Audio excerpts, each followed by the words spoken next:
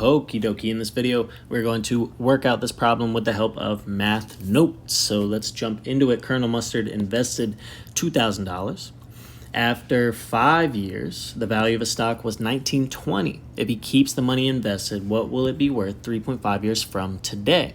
Now, keep in mind, today is 5 years from the initial investment. So anyway, what we are using in this case is the classic A equals P times E to the RT, because we are assuming continuous exponential decay. So the continuous is the key word. So now let's jump into the calculator math notes here real quick. So we go calculator, and instead of doing the regular basic calculator, we're going into math notes. So we're going to try to start a new note here and move that over, and maybe try to do a little split screen here with this. Alrighty, so let's jump into it.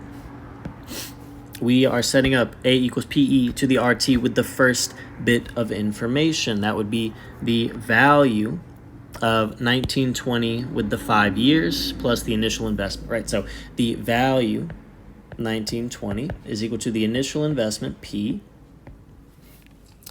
which is 2,000, and then E to the R times T. We do not know R, but we do know that the corresponding T value to the 1920 is 5. So our goal here is to solve for R. R is the only unknown. So what do we do first? We divide by 2,000. So what we can do is write out 1920 divided by 2,000 equals, and then we get 0.96, and we can rewrite this equation. We bring it back in on the left side, and then we just have E to the R times 5. And then we need to eliminate E. So we take the natural log of both sides so that the E will go away. We'll have 5 times R equals whatever natural log of 0.96 is. But perhaps let's get rid of this so we can calculate what that is first. And then we can say that, okay, well, negative 0.040822 is equal to R times 5. And then we need to get R by itself, so we divide by 5. And a slick way to do it would be to divide by 5 and then just leave some space here so that this calculates it for us.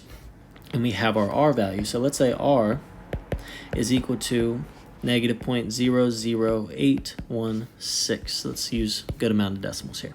Now, in the next step, they ask, how much will the investment be worth 3.5 years from today? So keep in mind, today was 5 years since the initial. So we're basically calculating, like, from the start where he invested 2,000, we need to find the value after 8.5 years. So 5 plus 3.5 years. So we're basically just setting up A equals 2,000 was the initial, E to the R, which we now know, times T, which is 3.5 plus 5. So that is 8.5. So let's move this over.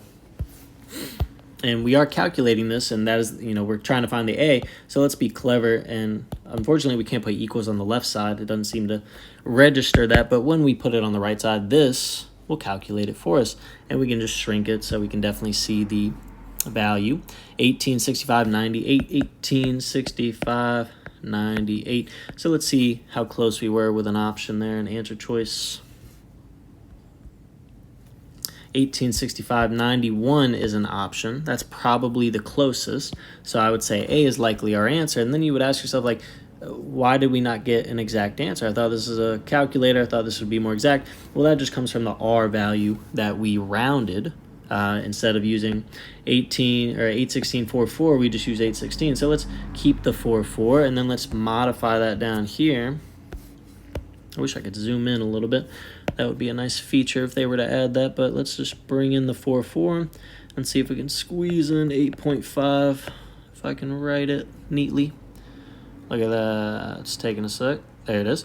1865.91 was exactly the amount they had for their answer. So 1865.91 is our answer. So that was just a little exploration in using math notes to solve this business C investment, continuously compounded interest type of problem. All right.